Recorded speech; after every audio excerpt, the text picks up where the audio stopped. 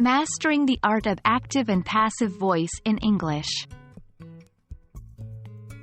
Hello, language learners. Welcome back to our channel.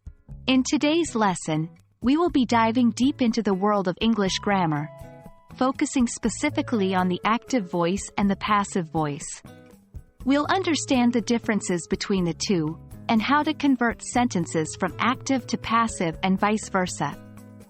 This is a key aspect of mastering English grammar, so make sure to pay close attention. Let's kick off our lesson with the active voice. In an active voice sentence, the subject of the sentence performs the action. It's direct and clear. Let's take an example. John ate an apple. Here, John is the subject, ate is the verb, and an apple is the object. John is performing the action, eating. Hence, this sentence is in the active voice. Now that we've understood the active voice, let's move on to the passive voice. In passive voice sentences, the subject receives the action instead of performing it. The focus is more on the action and the object rather than the doer. Let's use the previous example. An apple was eaten by John.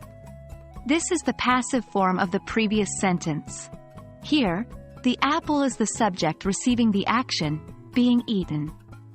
Was eaten is the passive form of the verb, and John becomes the agent of the sentence. Wondering how to convert active voice sentences to passive?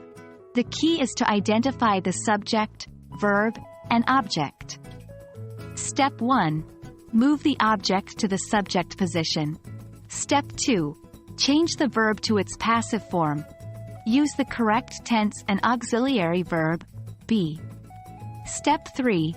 Place the original subject after by. For example, Sarah writes a letter, changes to, a letter is written by Sarah. Likewise, to convert passive sentences to active, reverse the steps. Step 1. Move the agent, after, by, to the subject position. Step 2. Change the verb to its active form. Step 3. Place the original subject as the object. For example, the game was won by the team, changes to, the team won the game. That wraps up our discussion on active and passive voice. We hope you have a clearer understanding now. Don't worry if you're still a bit confused, practice is key. Try converting sentences between active and passive voice, and it'll soon become second nature. Thank you for joining us, and as always, keep practicing and keep learning. See you in our next lesson.